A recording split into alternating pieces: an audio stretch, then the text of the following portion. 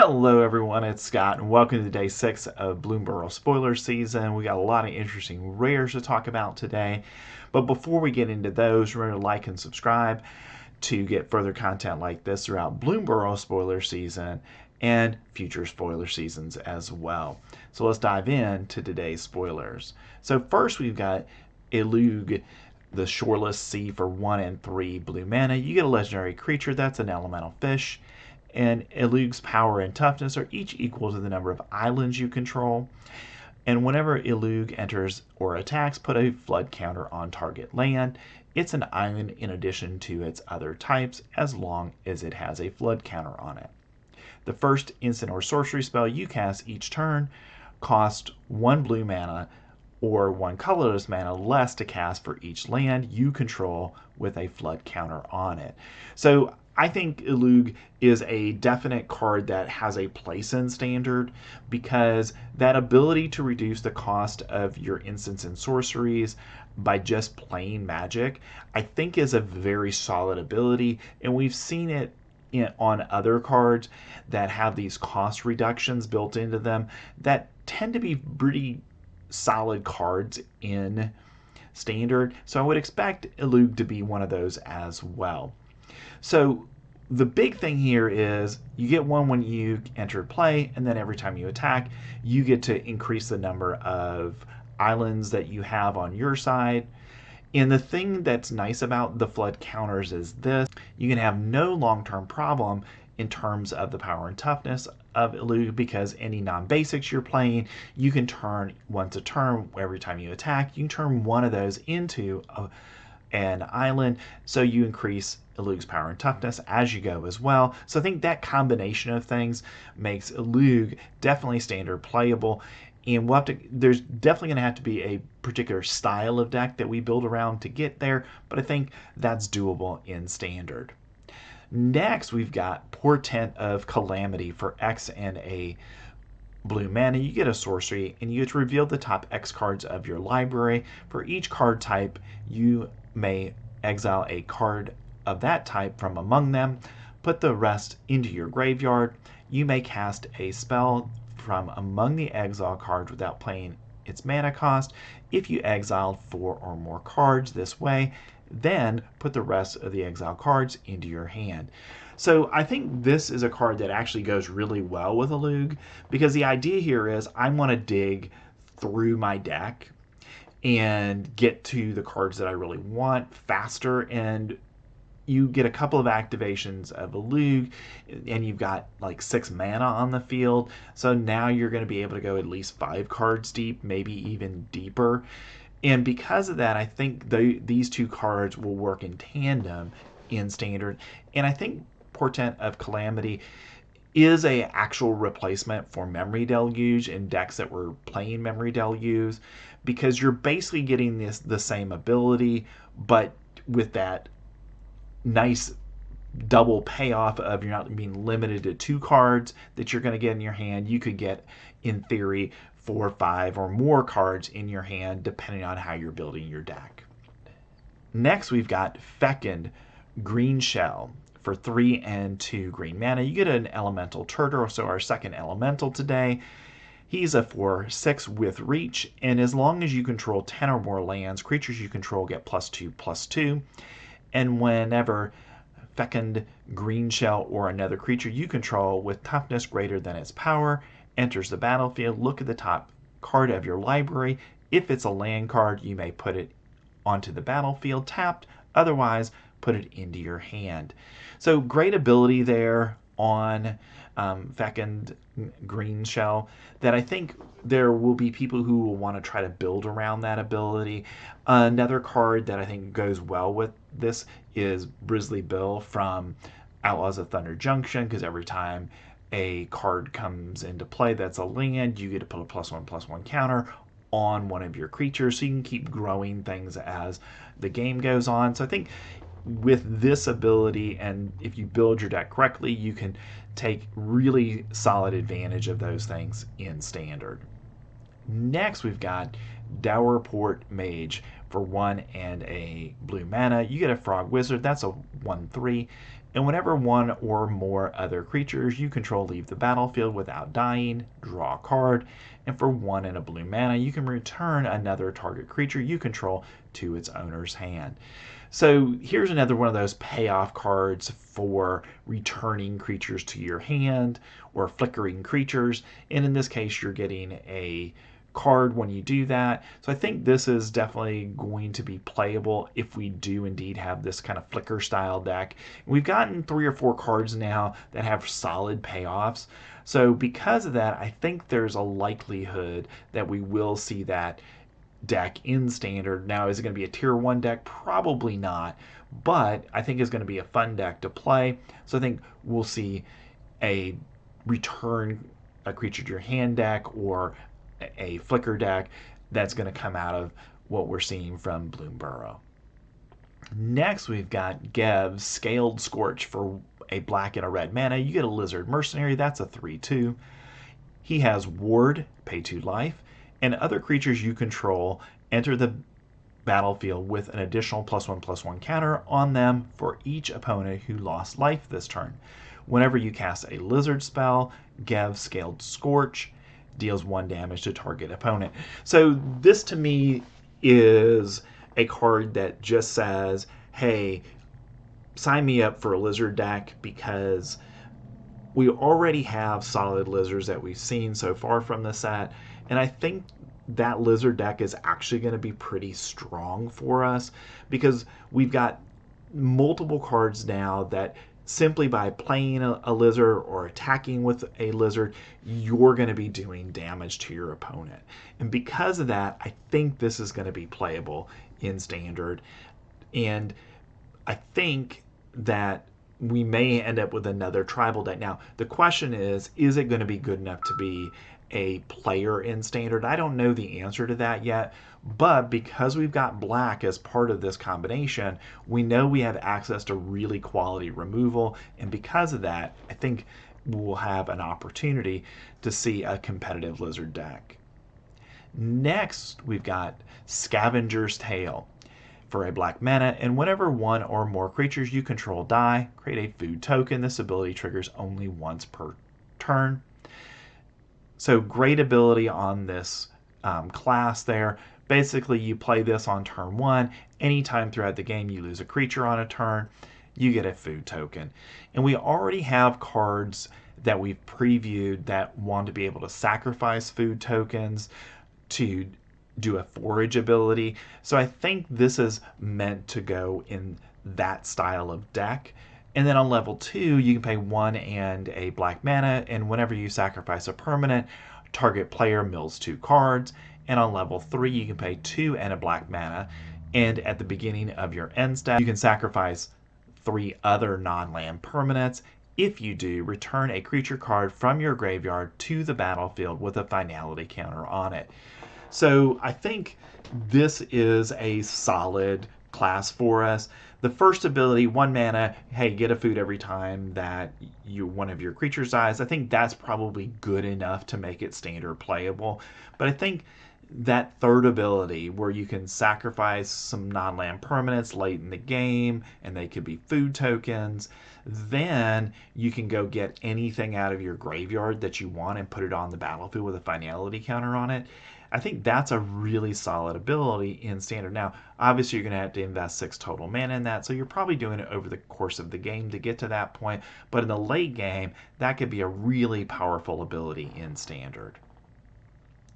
Next, we've got Coiling Rebirth for 3 and 2 black mana. You get a sorcery with Gift a Card, and you get to return target creature card from your graveyard to the battlefield. Then, if the gift was promised and that creature isn't legendary, create a token that's a copy of it, except it's a 1/1. If you've got a creature that has either a really strong enter the battlefield trigger or just strong abilities in general, I think this has some standard playability under those circumstances.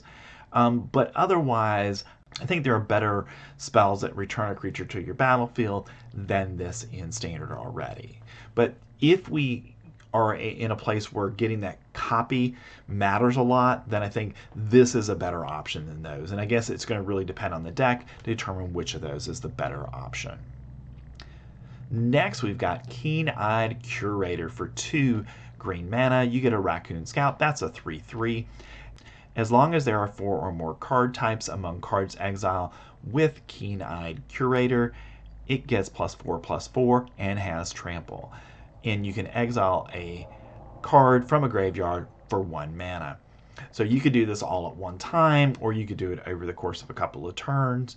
But it's an interesting ability on Keen-Eyed Curator. Now, so I think you can play this in any really green deck that you would want to, because you are going to invest obviously the upfront cost of 2 green mana, but then throughout the course of the game, when you've got mana just sitting around, you can start exiling things, and then hopefully by the mid game, he's hopefully a 7/7 with that trample at that point, and then it's something that your opponent's going to have to deal with, or they're going to lose the game. Next, we've got Festival of Embers for 4 and a red mana.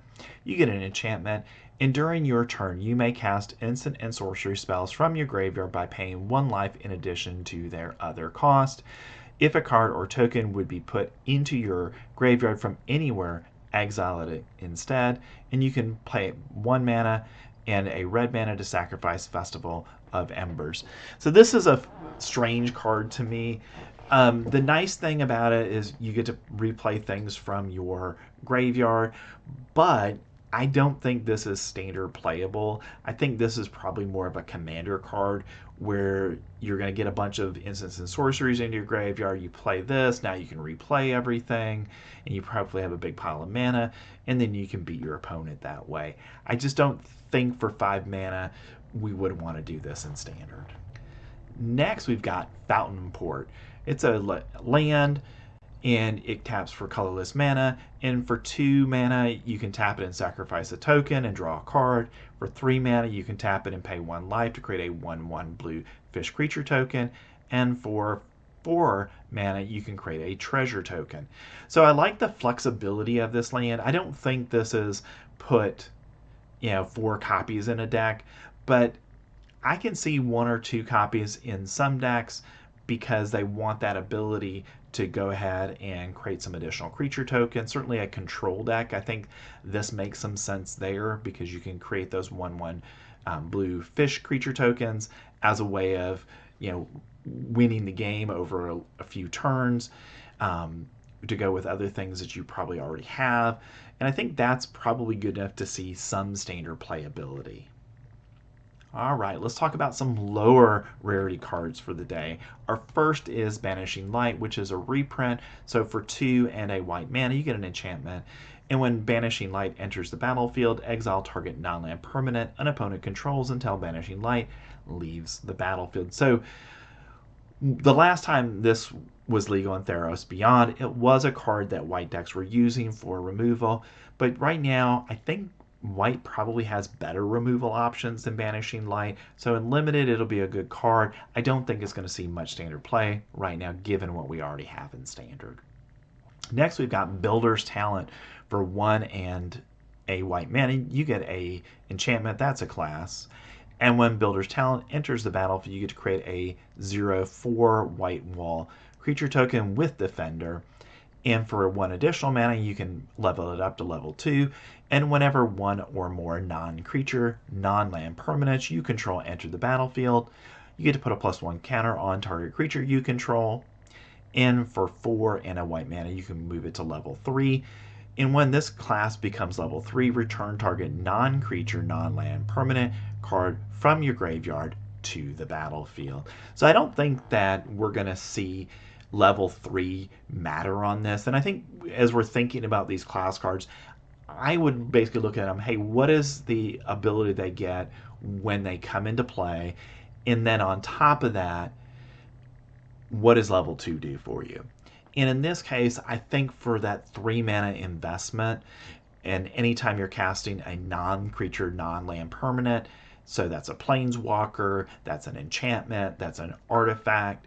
When you do that, then you're going to have the advantage of giving a +1/+1 counter to a creature that you control. And I think that's probably good enough for 3 mana if you're building your deck right. And I could see this going into the Azorius artifact deck that we already have going around in Standard, because it kind of helps that deck kind of ramp itself up in terms of the power level very quickly by doing this. All right, next we've got our blue card of the lower rarity for the day, and that's Mind Whisker.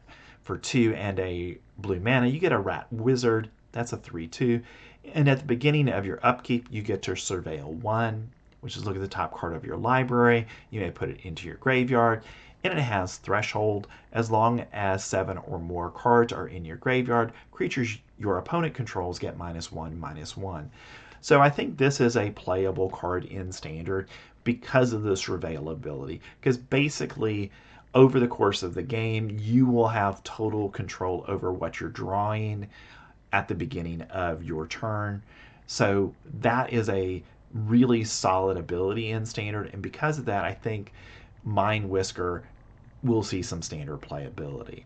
Next, we've got Feed the Cycle. For 1 and a black mana. You get an instant, and it's an additional cost to cast the spell, forage, or pay an additional black mana, and you get to destroy target creature or planeswalker. Again, we have another solid black removal spell. So at worst, it's a murder that can murder also a planeswalker for 3 mana. If you've got cards in your graveyard that you can forage with, then for 2 mana you get to destroy a creature or a planeswalker.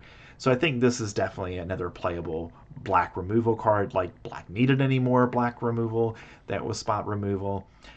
We already saw Fell earlier in the set. So I think right now black is, again, really strong on spot removal, and it's not going away anytime soon. Next, we've got Nocturnal Hunger. For 2 and a black mana. You get an instant with Gift of Food. Destroy target creature. If the gift wasn't promised, you lose 2 life. So this is only going to be a limited card, but it's a solid limited card because you can gift your opponent a food and you could destroy their best creature. In limited, playable. It will not see any Standard play because we simply have a lot better options in black right now. Next, we have Starscape Cleric. For 1 and a black mana. You get a Bat Cleric. That's a 2/1 with Offspring of 2 and a black mana. You may pay an additional 2 and a black mana as you cast this spell. If you do, when this creature enters the battlefield, create a 1/1 token copy of it. It has flying, and this creature cannot block. And whenever you gain life, each opponent loses 1 life. So already, based on the bats that we've seen so far, I think there potentially, again, is a bat deck in Standard. Really, this goes in any kind of life gain deck that we would have in Standard. And we know that there are going to be ways that you can gain life just by playing cards. We got a bat earlier in the set that basically every time you play a creature card and gets onto the battlefield, you get a life. So when that happens now, each of your opponents loses a life. So I think that kind of black-white burn style deck is going to be something that is Standard playable. Again, and I think this is the unknown about all these kind of tribal decks so far that we're seeing throughout the course of the set. I don't know if any of them are really strong enough to overcome the other powerful cards in Standard and be a solid deck, but I think they're definitely interesting enough that people will try to brew around them. Next, we've got some red cards for today, and our first is Blacksmith's Talent.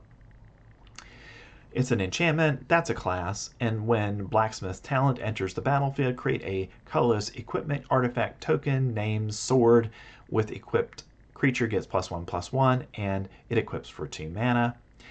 And you can level it up to level 2 for 2 and a red mana. And at the beginning of combat on your turn, attach target equipment you control to up to 1 target creature you control. And then for 3 and a red mana, you can move it to level 3. During your turn, equipped creatures you control have double strike and haste. So really solid abilities on this. Again, I think for 1 mana, getting a 1/1 sword with equip 2. That's a decent ability in standard, but we really don't see those kinds of things currently seeing play. So I'm not sure if this is going to be standard playable. But if you get to level 2 and you are playing equipment, then you can move your equipment around throughout the course of the game. And I think that is something that is playable. Because maybe early in the game, you played this on turn 1, you got your sword, you're able to level it up to level 2 at some point throughout the course of the game.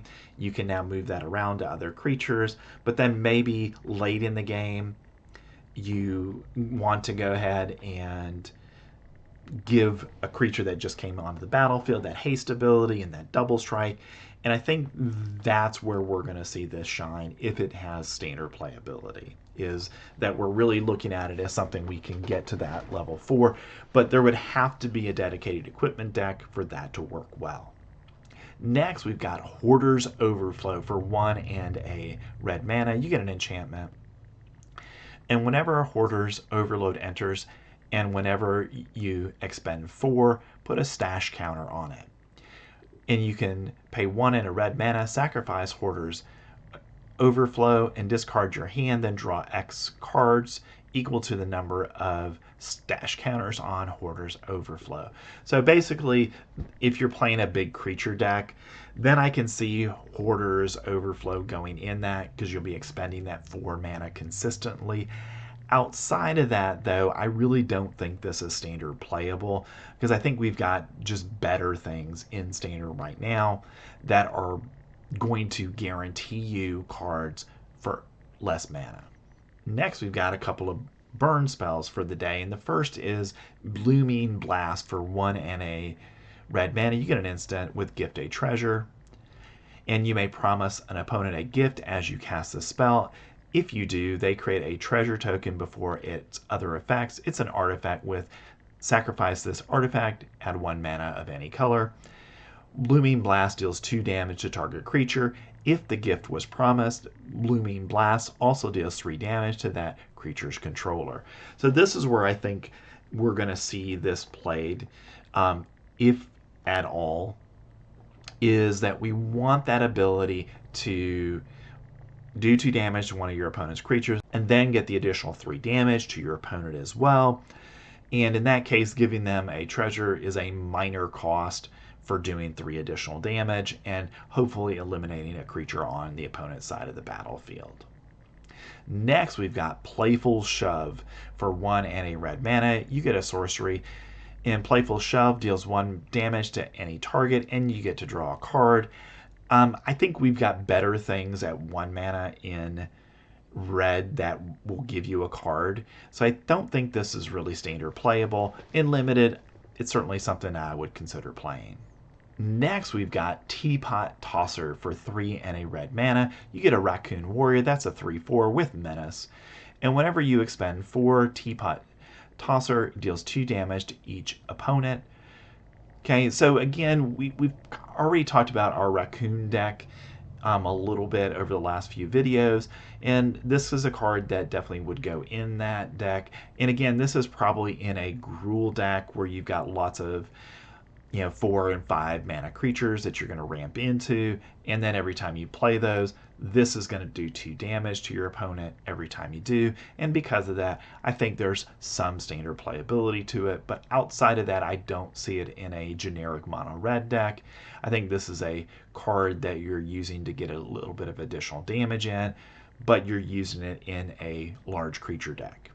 Next, we've got Sticky Tongue Sentinel for 2 and a green mana. You get a Frog Warrior. That's a 3/3 with Reach. And when Sticky Tongue Sentinel enters the battlefield, return up to 1 other target permanent you control to its owner's hand.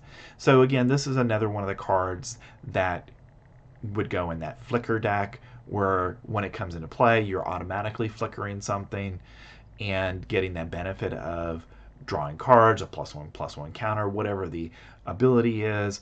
And I think if that deck actually has some playability, you might see a copy or 2 of this in it. Next, we've got Honored Dray Leader for 2 and a green mana. You get a Squirrel Warrior. That's a 1/1 with Trample. And when Honored Dray Leader enters the battlefield, put a +1/+1 counter on it for each other squirrel and or food you control. And whenever another squirrel or food you control enters the battlefield, put a +1/+1 counter on Honored Dray Leader. So I think this is a card that we talked about earlier in this video, the black enchantment that's a class that every time something dies, you create a food. So this in a squirrel/food deck, I think has playability there because it would not be difficult for this to come into play as a 4/4 or a 5/5 because of how many squirrels and or food you might already control at that point. So I think there's some standard playability to it, but like many of the cards from the set, it's really going to be about, do we have something that is a semblance of a tribal deck for either food or squirrels for it to work well. Next, we've got Heirloom Epic for 1 mana. You get an artifact, and you can pay 4 mana and tap Heirloom Epic and draw a card. For each mana in this ability's activated cost, you may tap an untapped creature you control rather than pay that mana. Activate only as a sorcery. So you can reduce the cost if you want to. 4 mana is probably a little bit too much to draw a card in standard, but in a limited situation, it might be playable. And our last card of the day is 3 Tree Mascot. For 2 mana, you get an artifact creature. That's a shapeshifter and is a 2/1. It also counts as a changeling. That means it's every creature type. And you can pay 1 mana and add 1 mana of any color. Activate only once each turn. So the reason I'm even showing this is that it is a shapeshifter, which means it fits into any tribal deck that you might want. And it also is a mana fixer. And because it can fix your mana, I think it's something that decks might consider in standard because you want to be able to ensure that you can get the right colors that you need to cast the stuff in your hand. All right, that's our spoilers for today. A lot of good cards that we talked about. Tell me what you think in the comments. Eluge, I think, is a really solid card, and Portent of Calamity goes really well with that. And I think, again, we got a number of things that are going to support those tribal themes that we saw from the set already. And we'll just kind of have to see where we go. We're going to be getting, in the next couple of days, the rest of the cards from the set. So we're about 50 cards away from the end of Bloomburrow spoilers. So hopefully we'll get those, in the next 48 hours or so, and we'll have a complete picture of what is in store for us in Bloomburrow. Thanks for staying to the end of the video. Remember to like and subscribe to get further content like this throughout Bloomburrow spoiler season. And you can click on our most recent video and our playlist for Bloomburrow previews to get more Bloomburrow previews. So thanks, and I will see you tomorrow with more spoilers.